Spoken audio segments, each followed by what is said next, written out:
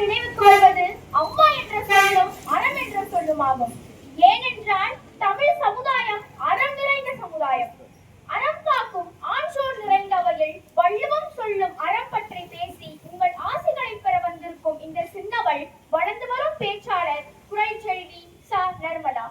பொருள் சார்ந்த செல்வம் மற்றும் இன்பம் நிறைந்த வாழ்வு பெற்று மகிழ்ச்சி நிறைந்த வாழ்க்கை வாழ நாம் அறம் நிறைந்த வாழ்க்கை வாழ்ந்தால் அத்துணை வளங்களும் நம்மை தேடி வரும். இதனால் தான் திருவள்ளுவர் 133 அதிகாரங்கள் கொண்ட திருக்குறட்பாட்களை 3 பகுதிகளாக பிரிக்கும் போது முதலாவது பகுதியாக அறத்துப்பால், அதன் பிறகு பொருட்பால், இன்பத்துப்பால் என்று பிரித்திருக்கிறார். அறம் என்ற 3 எழுத்து தமிழ் வார்த்தைக்கு இணையான வார்த்தை வேறு எந்த மொழியிலுமே கிடையாது என்று மொழியியல் வல்லுநர்கள் கூறுகிறார்கள். அறம் என்ற இனிமையான வார்த்தையின் அர்த்தத்தை எளிமையாக கூறுவதென்றால் தனக்கோ பிறருக்கோ இக்காலத்திலும் எக்காலத்திலும் எவ்வுலகிலும் நன்மை மட்டுமே பயக்கக்கூடிய பண்பையே அறம் என்று கூறலாம். வள்ளுவம் சொல்லும் அறம் என்பது இதனையே பல கோணங்களில் விளக்குகிறது. வள்ளுவம் சொல்லும் அறத்தினை நாம் அக தூய்மை, புற தூய்மை மற்றும் பிறருக்காக வாழும் உயர்ந்த வாழ்வியல் நெறி என்று 3 கோணங்களில் பார்க்கலாம். அறம் என்பதை இறைவனின் மறு பெயராக சூட்டி மகிழ்கிறார் வள்ளுவர். அறவாழி அந்தணன் தாழ் சேர்ந்தார் கல்லாள், பிறவாழி நீந்தல் அரிது என்ற திருக்குறள் முதல் அதிகாரமாகிய கடவுள் வாழ்க்கை என்ற அதிகாரத்தில் அறத்தை இறைவனாகவே பார்க்கிறார் வள்ளுவர். அறவாழி ஆகிய இறைவன் நம் மனதில் குடியிருக்க வேண்டும் என்றால் நாம் மன தூய்மை மிக்கவர்களாக வாழ வேண்டும். இதனை வள்ளுவர் மனத்துக்கள் மாசின நாதல் அனைத்தரன் ஆவுல நீரக்கிற என்ற குறளில் தெளிவாக கூறுகிறார். மன தூய்மை இல்லாமல் ஒருவர் செய்யும் மற்ற அனைத்துமே பிறர் அறிய செய்யப்படும் வெற்று ஆரவாரங்களே ஆகும். எல்லா மதம் சார்ந்த நூல்களிலும் அறம் சார்ந்த கருத்துக்கள் குறிப்பிடப்பட்டிருக்கின்றன. அனைத்து மத நூல்களிலும் கூறப்பட்டிருக்கும் முக்கிய கருத்துக்களை தன்னகத்தே கொண்டது திருக்குறள்.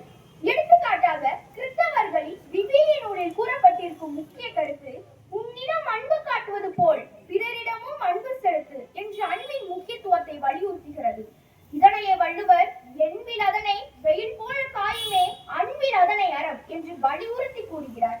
பிற உயிர்களிடத்தில் நாம் கொண்டுள்ள அன்பு என்னும் அறமே மிக சிறந்த அறமாகும். எலும்பில்லாத உயிரினமான புழுக்களை வெயிலில் காய வைத்து துடிதுடிக்க செய்வது போல அன்பில்லாத மனிதர்களை அறக்கடவுள் துன்பங்களை தந்து வருந்த செய்யும். இதைவிட அன்பின் சிறப்பை பற்றி எவர் கூற முடியும்?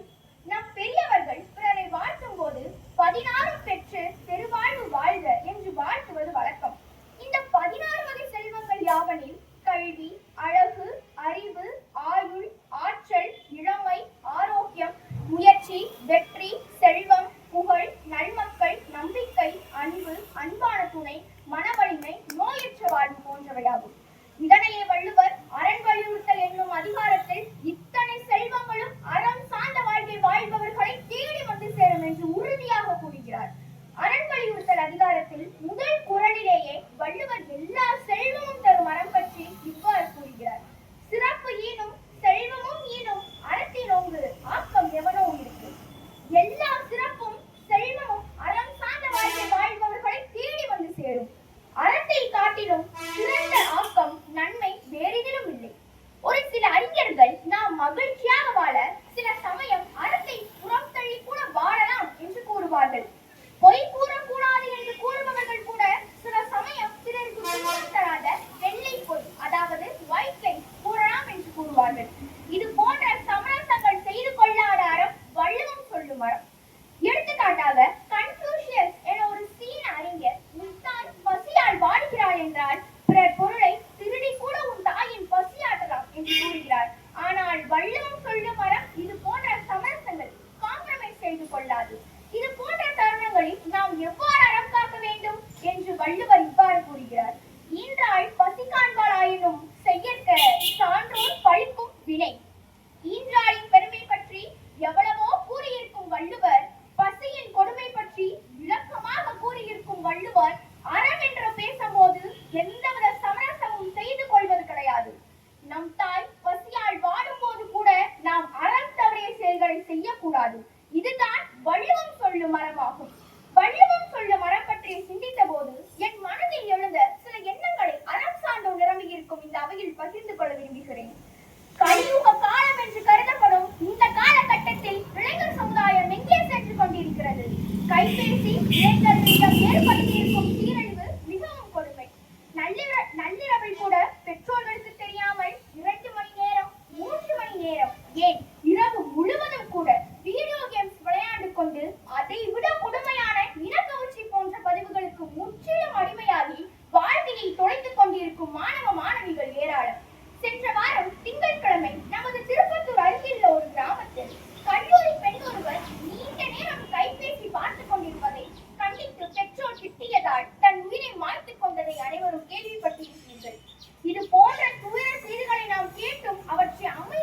வழங்குகிறேன்.